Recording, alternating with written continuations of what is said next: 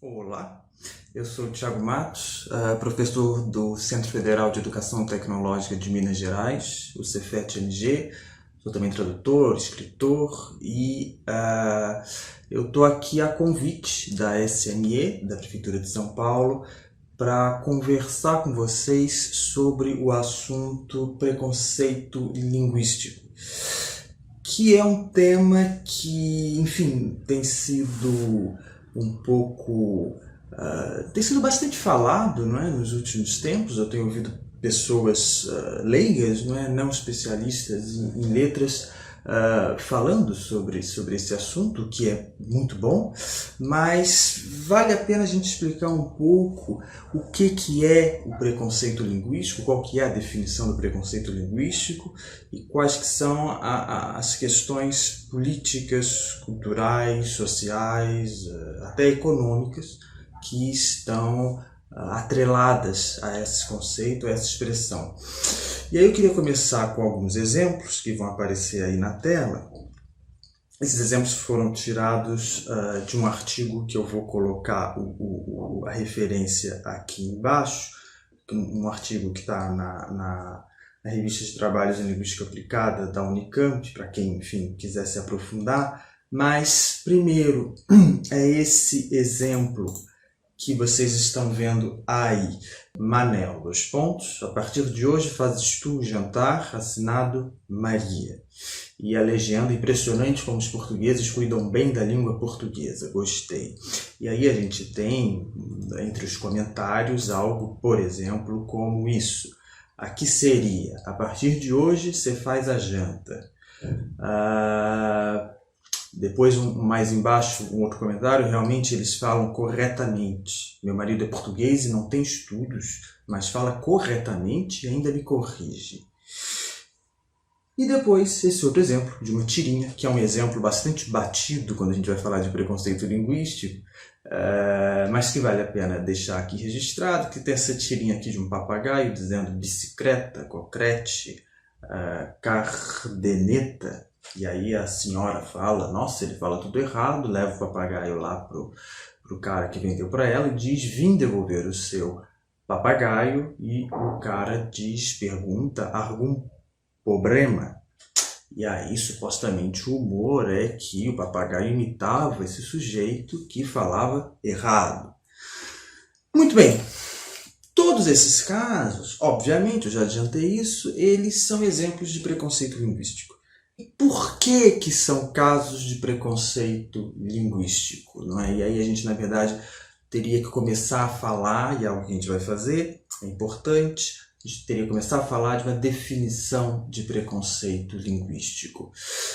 Por que esses exemplos que eu trouxe são exemplos de preconceito linguístico, então? Porque são modos de significar a língua do outro a partir de uma noção de certo e errado, melhor e pior. Não é? E essa é a definição mais simples e mais fácil de preconceito linguístico. É quando você tem um determinado uso linguístico sendo visto como errado, como inferior, diante de um outro uso linguístico que é visto como o correto, o melhor, o perfeito, o ideal. Né?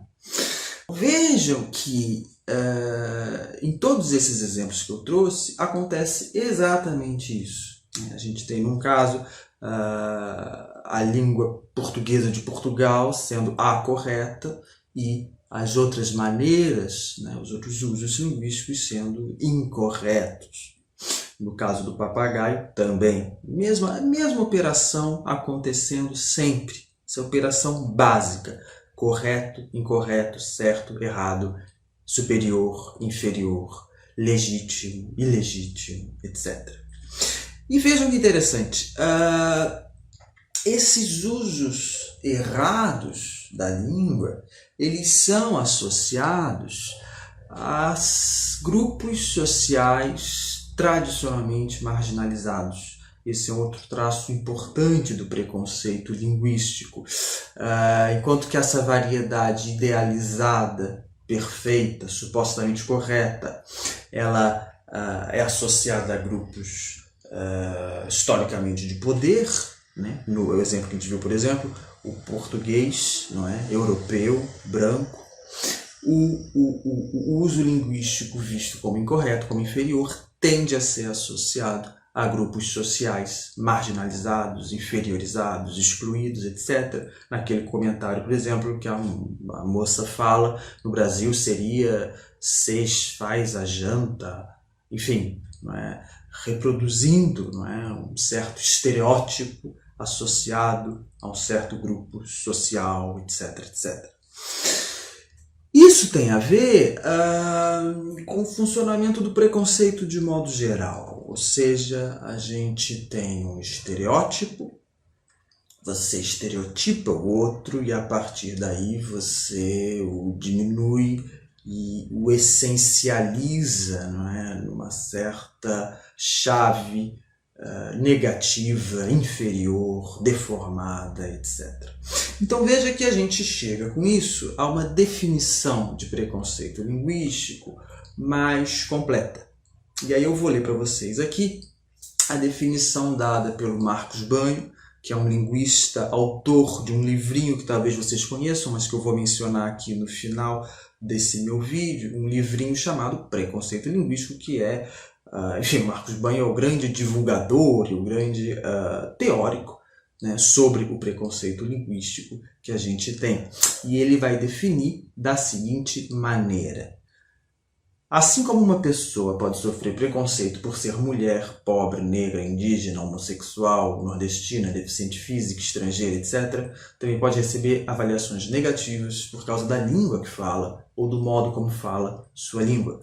O preconceito linguístico resulta da comparação indevida entre o modelo idealizado de língua que se apresenta nas gramáticas normativas e os modos de falar reais das pessoas que vivem na sociedade. Modos de falar que são muitos e bem diferentes entre si.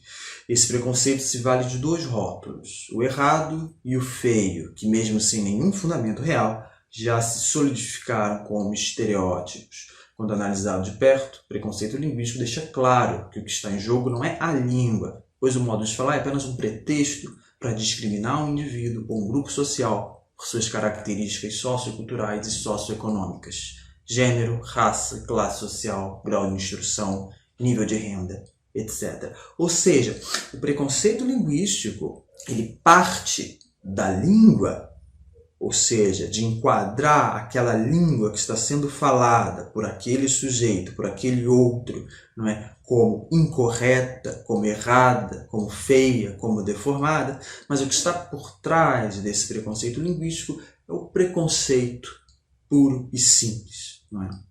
Então veja que a gente não pode pensar o preconceito linguístico separado do preconceito num sentido mais amplo. Não é? O preconceito linguístico ele é parte desse preconceito mais estrutural, vamos dizer assim.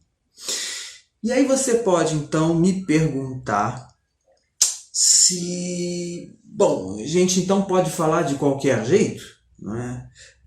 Se não tem certo e errado, então eu posso falar e escrever da maneira que eu quiser. E é necessário a gente entender algumas coisas, algumas questões. Primeiro,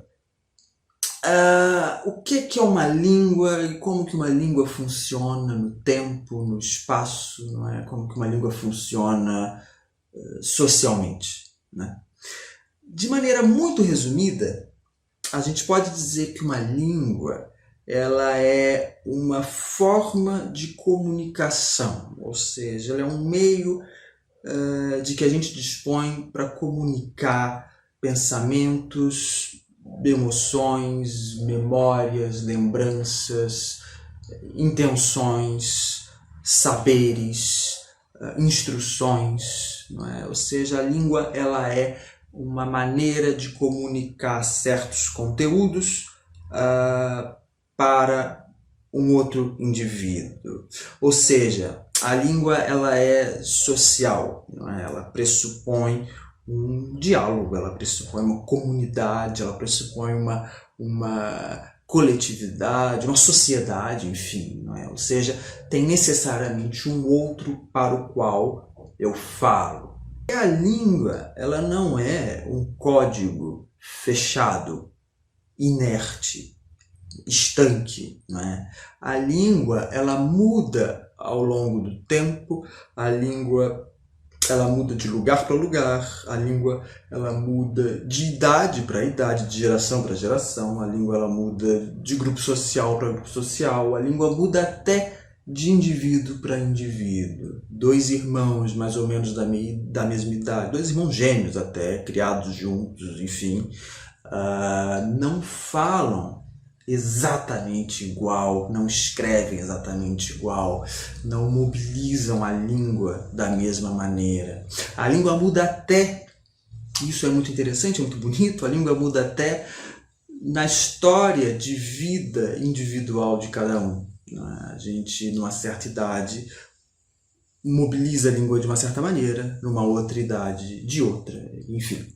Esse é, então, o principal problema, não o principal problema, mas é um dos principais problemas do preconceito linguístico, que ao idealizar uma língua como a língua certa, correta, ideal, bela, e todo o resto como deformação, como insuficiência, como distorção, não é? O preconceito linguístico significa uma estreiteza, significa você reduzir a riqueza, a complexidade da língua numa única forma, idealizada além de tudo. Então, numa única forma redutora, limitada, estreita. Isso é do funcionamento do preconceito. É você reduzir o outro a um estereótipo, não é? Todo preconceito ele é um tipo de obtusidade. Né? Mas aí a pergunta continua, eu admito. Ou seja, então significa que eu posso falar e escrever da maneira que eu quiser, cada um pode falar e escrever da maneira que quiser, e pronto, eu tenho que achar que está certo, e fim de papo? Bom, como a língua ela não é homogênea, né? A língua ela se manifesta de diferentes maneiras a depender também da situação de comunicação. Então, a língua ela se manifesta de diferentes maneiras a depender da idade, do momento histórico, da região, né, do grupo social, do grau de instrução, de indivíduo para indivíduo, etc, etc, etc. Mas a língua ela muda também a depender da situação de comunicação. E aqui a gente entra numa coisa muito importante. O que é isso? Significa que, dependendo da situação em que nós estamos, da situação social em que nós estamos, né, dos objetivos comunicacionais que nós temos, dos objetivos de comunicação que nós temos naquela determinada situação social, né, dependendo dos papéis sociais que nós desempenhamos naquela situação, nós podemos usar, às vezes até nós devemos usar a língua de uma determinada maneira e não de outra. É como se as situações sociais, comunicacionais, etc., elas exigissem de nós uma certa construção linguístico-textual e não outra, para que a comunicação se realize de maneira eficiente. Como usuários, não é, de nossa língua materna, ou seja, a gente aprendeu a falar a língua do Brasil, a língua portuguesa, vamos chamar de língua portuguesa, a gente aprendeu a falar a língua portuguesa naturalmente, nós nos apropriamos dela desde criança, é a nossa língua materna, então a gente também se apropria, inconscientemente, a gente internaliza algumas dessas regras de comunicação, algumas dessas regras de situação. A gente sabe mais ou menos que tipo de língua, vamos dizer assim, a gente tem que usar numa situação e não em outra para que aquela comunicação seja mais eficiente. Mesmo um cidadão de nível de instrução precário, ele tenta, de certo modo, na medida do possível, monitorar a sua língua em certas situações sociais que ele sabe que exigem uma língua de registro mais elevado, por exemplo. Vamos supor, um cidadão semi-analfabeto numa audiência judicial, ele vai, e a pesquisa é sobre isso, ele vai naturalmente, intuitivamente, inconscientemente tentar construir certas construções linguísticas que ele identifica como pertencentes a um registro mais formal, enfim. E aí a gente pode se perguntar, então, o que a escola deve ensinar em termos de língua? Não é? Hoje a gente sabe, hoje a gente admite que o ensino de língua materna na escola, ele é no sentido exatamente de permitir que o estudante se aproprie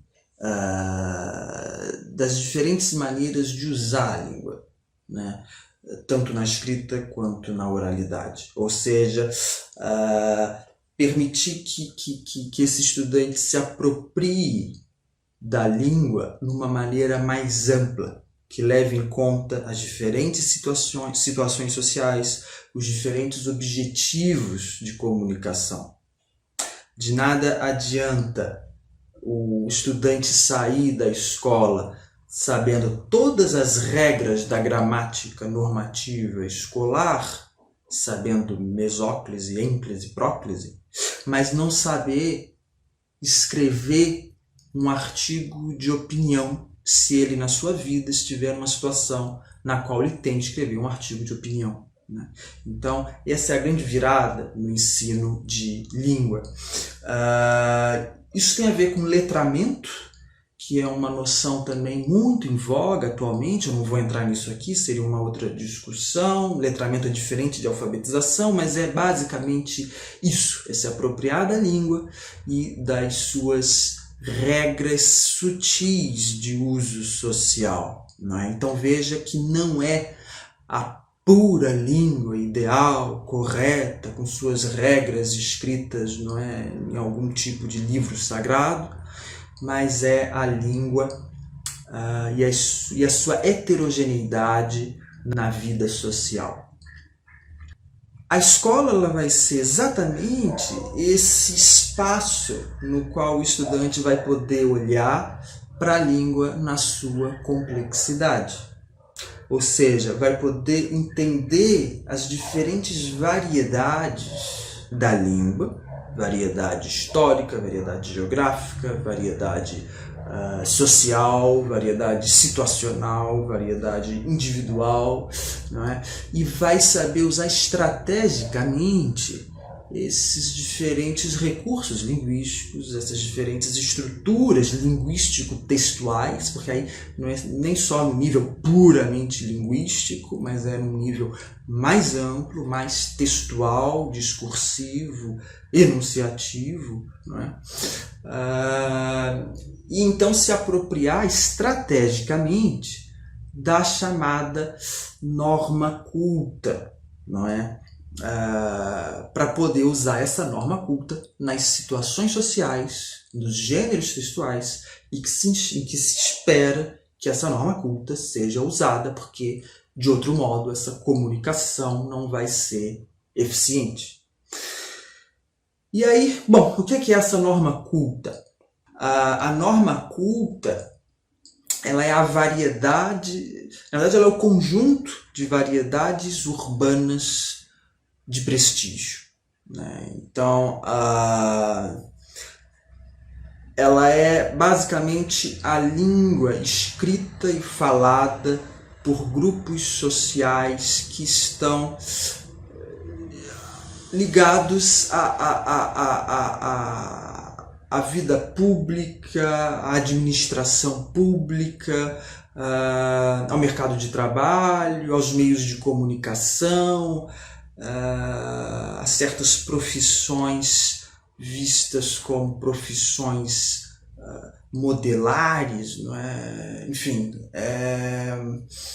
E uma coisa importante é que essa norma culta, ela não é uma espécie de centro em torno do qual orbitam as variedades marginais, não é? Ou seja, temos a norma culta e dela sai por variação, por deformação, a língua falada pelos grupos sociais marginalizados e coisas do tipo. Não, a norma culta, ou seja, essas variedades urbanas de prestígio, elas são possibilidades de língua, são recortes de língua, assim como a língua, essas outras normas, não é, faladas, enfim, essas outras línguas, digamos, faladas por grupos sociais marginalizados, periféricos, enfim, também são possibilidades, recortes de língua. Senão a gente cai novamente no preconceito linguístico, no sentido de pensar que essa norma culta ela é superior às demais, e essas outras variedades são variações, são deformações dessa norma culta que está no alto, que está no centro e tudo girando em volta dela. Não é isso. Então veja, ninguém está dizendo que a escola ela deve simplesmente deixar cada aluno falar, escrever da maneira que quiser e pronto, né? Quase que, enfim, como se não tivesse nada a ser ensinado, porque não tem certo e errado, então não temos o que ensinar sobre língua para os alunos, senão vamos estar cometendo preconceito linguístico. Não é isso. A escola ela tem que reconhecer que esse aluno ele tem um saber legítimo sobre a língua, porque afinal de contas ele é um falante nativo dessa língua, então ele tem um saber legítimo sobre ela, que não deve ser reprimido, que não deve ser colocado numa relação hierarquizada com nenhum outro tipo, com nenhuma outra variedade linguística, não é? Mas exatamente porque essas normas urbanas de prestígio, essas variedades urbanas de prestígio, elas são um instrumento de poder, no fim das contas, não é? É necessário criar condições para que o aluno se aproprie dessas variedades urbanas de prestígio e que ele saiba usá-las estrategicamente nas situações em que elas são esperadas, sem nenhum tipo de hierarquia, com nenhum outro tipo de variedade linguística falada por ele, ou na casa dele, ou na região dele, ou em qualquer outro espaço, enfim, né? Então, o que acontece é que o ensino de língua hoje ele se dá muito mais em termos de gêneros textuais, não é, do que da língua da gramática normativa escolar tradicional. Por quê? Porque nos gêneros textuais a língua ela está situada historicamente, socialmente, enfim, até geograficamente situada. Não é a língua abstrata, idealizada, desconectada dos usos sociais, dos objetivos de comunicação, né? Dos modos de agir, dos papéis sociais, dos sujeitos, etc. Né? A língua ela está atrelada a textos, a gêneros textuais, a modos de agir socialmente através da língua, através dos textos. Né? Então, você quando trabalha com gêneros, artigo de opinião, artigo científico, mensagem de WhatsApp até, e-mail profissional, lei, né? Gêneros orais também, debate informal, debate formal, seminário, enfim. Vejam como que o mesmo usuário da língua tem que mobilizar saberes linguístico-textuais, discursivos, muito diferentes em função de gêneros textuais diferentes, de objetivos de comunicação diferentes, de contextos diferentes. É por aí que se pensa o ensino da língua hoje. E bom, para terminar, como então combater o preconceito linguístico, né? Seguindo nessa conversa que a gente teve até agora, a gente pode dizer que a escola é um bom ponto de partida, né? Repensar o ensino de língua é um bom ponto de partida. Não é? Você, na própria escola, não ensinar a língua como se houvesse uma gramática normativa que é a língua perfeita, ideal, e todo o resto é errado, é feio, né? Enfim, gêneros textuais, toda essa discussão que a gente acabou de ter. A partir daí é, sem dúvida, uma grande coisa. Mas não é suficiente. Por que não é suficiente? Porque, como eu falei lá no início, o preconceito linguístico ele tem a ver com preconceitos sociais amplos, né? Estruturais mesmo, da nossa complexa sociedade brasileira. Então, se você combate o preconceito racial, preconceito de gênero, preconceito étnico, preconceito de orientação sexual, preconceito de classe social, preconceito de nacionalidade, enfim, você está automaticamente combatendo o próprio preconceito linguístico. Porque uma coisa está necessariamente atrelada à outra.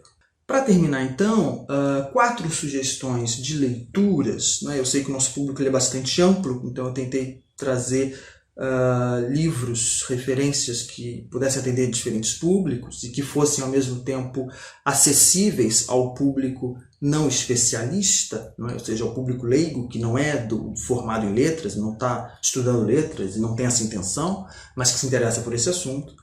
Eu trouxe aqui 4 referências. A primeira é da professora Irandé Antunes, que se chama Língua, Texto, Ensino, Outra Escola Possível. Aí, mais, claro, voltado para quem está nessa discussão sobre ensino, sobre escola, sobre currículo, enfim.